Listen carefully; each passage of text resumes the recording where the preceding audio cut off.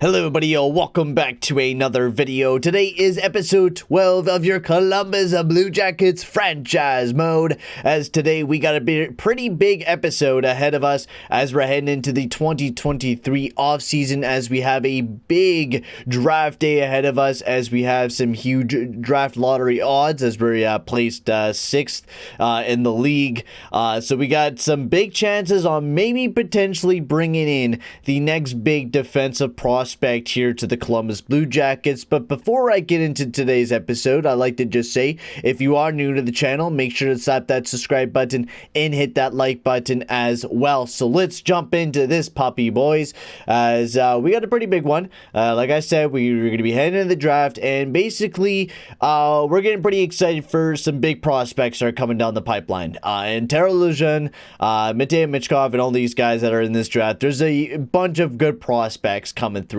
Now, of course, I think we would all love to dream and have Kirill Fedorov and Fedorov. I think that's what you would say, Fedorov.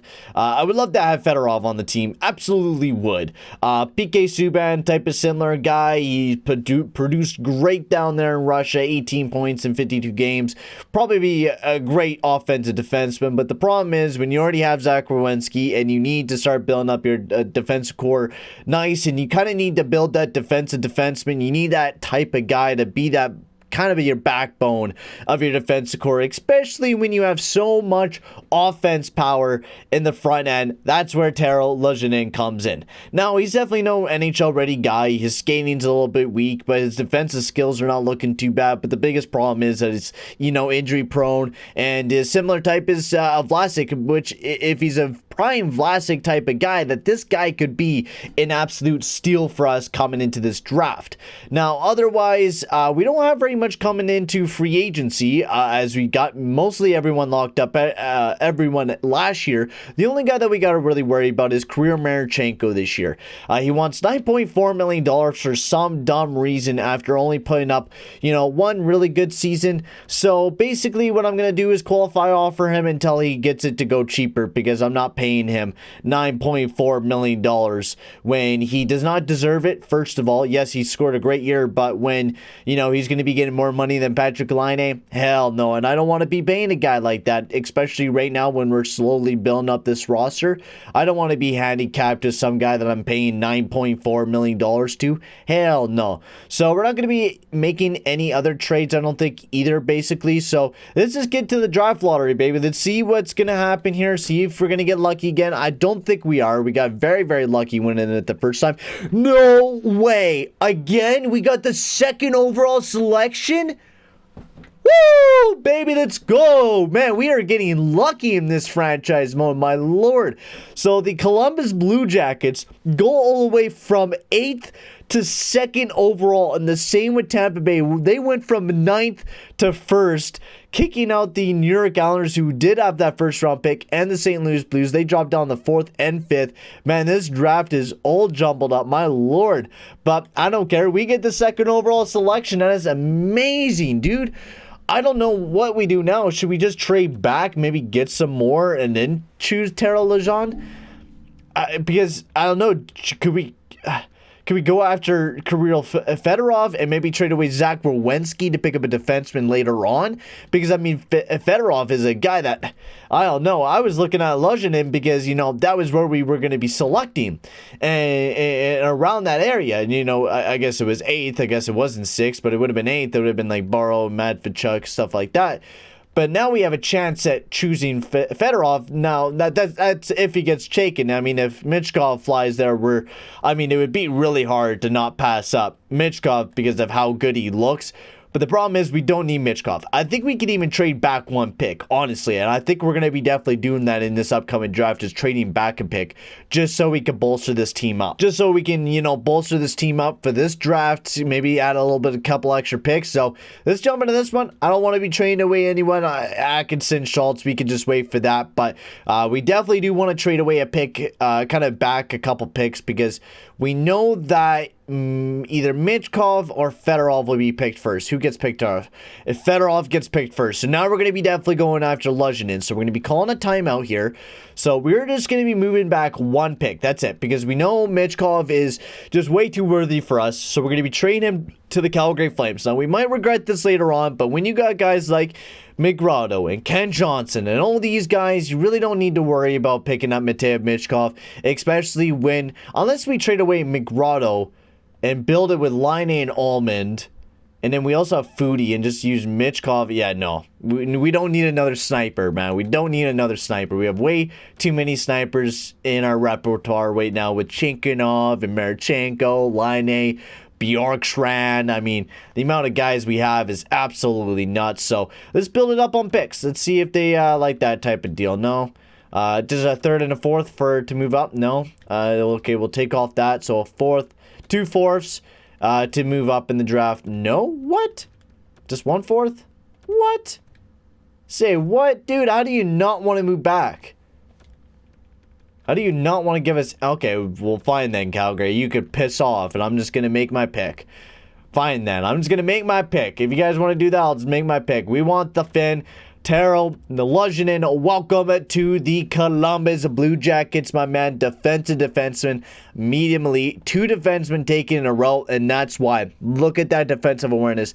86 defensive awareness, 87 stick checking. He's not that big of a physical guy, but I'm fine with that. If he could be a guy that, you know, gets his stick in there every single time and plays a really good job defensively, this is the guy that we want on this team. And he did not do that bad of a job putting up a couple points in the league as well. And he was on the power play a bit and got a power play goal or point. So, I mean, this guy could be something really, really good for the Columbus Blue Jackets. And I'm really excited to have him on the team. And now we have a future defenseman to come along with Ken Johnson and Retro McGrotto. This is absolutely amazing to see for the Columbus Blue Jackets. So now we can finally start building around him. Of course, Michkov, I wish we were able to get him, but, you know, we needed something else, and now was a defenseman. So now our next pick will be the 24th overall selection, which I'm not going to be moving up. I'm just going to go right to that pick, and we're going to be picking from there. So everywhere else. So let's see everything else. Seal, 76 overall, medium elite. Blanchard got picked, and before Ponikarovsky, what are you doing, St. Louis? Jesus. Matt Fitchuk, maybe they wanted the defenseman, and then they didn't see Luzhinin drop by or Fedorov, so they decided to pick Blanchard, so their plans got screwed over. Damn, bro. Cousins, Henderson's actually really, there's some really good overall players up here, man. I think we could get something really nice. Not up near our pick, of course, but I think we could get something really, really good. We need kind of a forward that could, man, we really did not scout a lot of good players, but Alexander, shooting, Joe Sakic. We definitely do need a winger and a power forward. We could use a future power forward. Plus, we need some future wingers because we don't got a lot of future wingers coming up the pipeline. So, Duchesne, welcome to the team, my man. Medium top 6, power forward, 64 overall. See, that's what we need because we need to start building it up because I think we just got Johnson, McGrotto, and Almond, and then there's like Lockhart, and then that's really it for our big, big prospects that we got. Oh my lord, there's a goalie prospect blowing my mind, but we definitely don't got a lot of forward prospects. And now we can also fix another problem that we've been having is our goaltending, as we just found the fix for our goaltending in Mr. Jan Mazulius. Welcome, my man. Welcome to the Columbus Blue Jackets as we pick you with our 53rd overall. I don't care. We're picking you with our 2nd overall selection because that is a steal. 57 overall, medium elite, future goaltender for the Columbus Blue Jackets. This draft is everything that we have dreamt of it being this year, man. I did not expect it to be this deep because we are getting absolutely amazing level of players. Oh my lord. Another defensive defenseman to add to the Columbus Blue Jackets. Welcome, Brian Misili from the American team. Oh my lord. We are getting massive amounts of luck right now, man. This is a huge draft for us. We might as well bring in another goalie. Hannah Valtinainen or Connor Peterson. Who's going to be better? 904. He didn't even really play. So, Hannah Valtinainen. And another medium elite goalie. Look at the prospects, man. Luzhinin with that first pick. And then Duchesne right after that. Great goalie in Mazulius. Masili with our 70th overall selection. And then Valtinainen. 4 medium elite players being added to the Columbus Blue Jackets in one foul swoop this year, ladies and gentlemen. This is absolutely amazing. Now, we're not allowed to pick any more goalies, so Peterson's off the board for us. We're not allowed to do that anymore. We picked the max amount of goalies that we could pick, and yeah, it's looking pretty dry now, but I don't care. 4 medium elites is just, without a doubt, an absolute steal for me. Demetrius Martin, we'll pick him up. Yeah, he's nothing. I don't think we're going to be able to get any more luck, because that luck right there was all we needed to really just finish off building off like a very deep prospect core. Asher McCormick, we'll pick you up for the team. Another medium 7th D. I was thinking maybe we could get lucky with another solid guy. Ooh, May. Simon Lesser is not looking too bad. Same with Nicholas Brown, especially if he's a two-way center. Low top 9, that's kind of a bummer. Whatever. We got so many picks in this draft, it's insane. We're going to be so built. I wouldn't mind taking a medium top 6 defender. If it could be a medium top 6 defender, I don't mind that, because you know that's future trade value for future trade runs. You got to remember, when I was the GM of the Detroit Red Wings, that's what I did best, was really build up that prospect core and really built it deep, so we could go, when we went on future playoff runs, we could either fill it in with our prospects, or we can, you know, trade them away and pick up veteran players, which is going to be the biggest thing from this Columbus Blue Jackets franchise mode. That's the biggest thing that we're going to have to focus on, because we have to have a minimum of $5 million free. So we're going to be always $5 million above the cap no matter what. Oh, there's a Henrik Sedin. Well, we got to choose a Henrik Sedin. That'd be funny if he was really good. But we always must have $5 million above salary cap, which makes it very hard. I've done franchise modes with that, and it is very difficult to build a team. Usually I like to build it up against the cap because it makes your team way deeper, but now we have that more of that challenge, and there's really nothing else in this draft. We weren't able to get too much, but 4 medium elite picks in that draft with Bludgeonin, Massilius, Miseli, and Valtolainen. That is an absolute amazing draft for the Columbus Blue Jackets coming into this offseason. Everything that we wanted, and the head coach is already expiring on his contract. Absolutely perfect, because we definitely need a new coach. Wow, that is everything that we dreamed about. Everything that we dreamed about this draft being. Oh my lord, the prospect core is deep.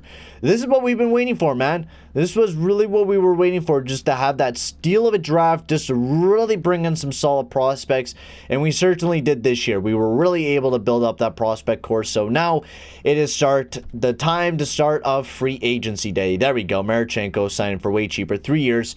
I would love to give you a 3-year deal at 3.8. That is a perfect deal for Marchenko, instead of paying him $9.4 million, which I thought was way too much at first. Nick Bonino, he played great alongside of Marchenko, and that's why this decision's really hard, because I would like to keep him, but he might just potentially drop down. But, you know, 1.8 for 1 year, I'll keep him. Might as well. Why not? I don't think Marchenko's going to be playing down on the third line anyways this year. He might be playing up on the second line, either replacing Bemstrom, which we might even be trading Bemstrom this upcoming season, just because Marchenko's moving up in the lineup, and we might have to make some moves, especially with Bemstrom. Just because we got way too many goal scorers. I mean, we got Bemstrom, Laine, Bjorkstrand.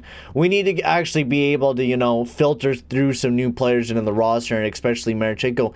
Maybe even we just, you know, trade away Bjorkstrand. I'd like to hear you guys' comment section on your opinions on this. Should we trade away our practically our captain for the past 2 years?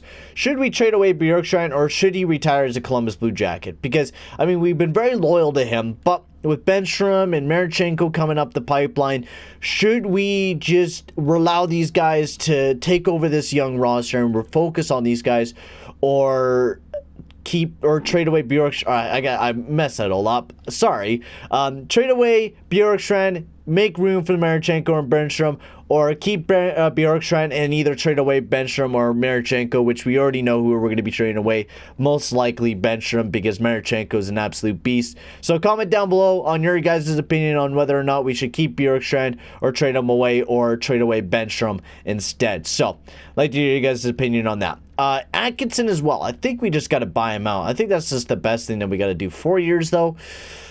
At 1.9, that's not too bad, but I mean, he eats up salary cap, so why not keep him on the team? It's sad that we got to keep him on the team, but he eats up some salary cap, which is good for us, and that's not a bad idea. Pew Suter will sign back. Bonker. Plus, we got Igor Chinkanov, so we're probably going to have to trade away the both of the guys, but I'd like to hear you guys' opinion on all that stuff, on whether or not we should trade away one of those guys or not. Chelpick, great defensively, like to keep him on the team, because it's a hard decision. We got a lot of snipers. I mean, Bjorkstrand's great defensively, and I think that's a real big game changer with, you know, Bjorkstrand is he's so good defensively, and that is such a huge highlight of his game, that it'd be hard to trade away him and compare it to, you know, Marchenko, who cannot play defense at all, when we also have Patrik Laine, who, you know, hasn't been doing too bad defensively, but when we probably trade away Bjorkstrand, he'll probably drop a little bit defensively. And when this team is already so bad defensively, I wouldn't mind keeping him on the team. Lockhart, we definitely got to get him back on the team. I don't know if he's really going to be anything anyways. So definitely not a lot of forwards that we had to pick back up here for the Columbus Blue Jackets. Marchenko, Bonino were the highlights of it. I don't think we got to re-sign very much defenseman either, to be completely honest with you. Fowler, he's jumping up a lot, so might as well sign him back to a deal. Lamari, might as well sign him back to the deal. He's a young guy. Defensively now, Peak, Rowensky, Schultz, Van Riemsdyk, we don't want him back on the team. He doesn't want to be here. Steven Johns, he kind of wants to be back here on the team. Sure, why not? Mikola, he wasn't too bad up on the main roster. Wouldn't be still bad down there in the AHL. Goaltending-wise, Venelainen was trash. We're just going to release him. Skinner, welcome back, buddy. And then Tarasov will get you back on another deal. I thought he was at a 79 overall, but he dropped back down to a 76. So that's very unfortunate for the team. So we'll see if we get everyone back on the deal. Pusher does want to come back. Johns does. Bonino does. That's good to see for Bonino to want to come back to this team. Instead of going to free agency and hoping to go and play for a playoff team, he wants to come and stay here and help develop this young core, which is awesome to see from Bonino. Yeah, so we got everyone. Marchenko's locked up for the next 3 years, almost near Laine's, actually right near Bjorkstrand's when he expires, and same with Roslovic. So 3 years until that, 2 years until Laine, when we have to re-sign him, which will be a pricey contract. So I'd like to hear you guys' comment section below what we should do with this top six, because Foudy and Roslovic will be the guys that we keep with for a while. Of course, we're gonna have to deal with it once Ket Johnson comes in, and we're probably gonna have to clear a lot of these snipers out of here. I honestly gonna have to think about that. We're gonna have to pick up, you know, maybe some defensemen to come and help out this core a little bit. We'll probably focus on Schultz, Peak, and Rowensky for now, but we're definitely gonna have to pick up some guys in the future. So let's jump on to free agency date, because I don't really need to re-sign anyone else. We are definitely gonna be hiring a new coach. Hang on, stop there. Jake Christensen, is that a guy that we definitely need to get back on the team? Wait a quick second. No, Christensen, no. We should be still all good to go. I don't think we need to sign anybody else. Nope. We don't need to sign anybody else.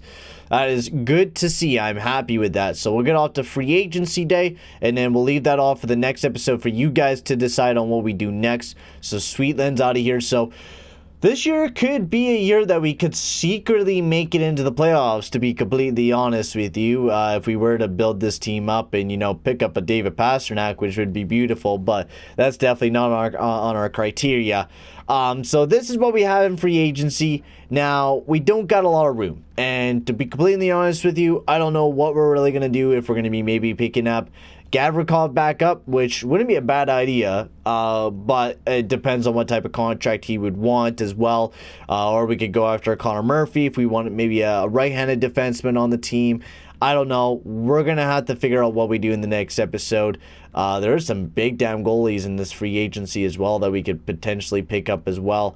But, I mean, that's whether or not we want to be a playoff team, or if we think we're confident enough to make this team a playoff team. And that's the biggest thing. Do we think just by picking up a defenseman and then maybe making the depth a little bit deeper better to make this team good? I don't know. Right? They got I mean, Forsberg, we need a power forward. I mean, Forsberg would really be that guy. He's not that good defensively, though. That's the biggest problem. We really need, we need some guys that can play some good defense. Like, honestly, we need some solid 2A guys or something along the lines. I don't know. We'll have to figure it out. I mean, James McCann play as a third liner. Ooh, that would be great. But I think we're going to leave it up for the next episode for you guys. This was an amazing episode. We really made some massive lengths in today's episode, really making some big moves. Of course, picking up, Terrell Lejeune in the draft.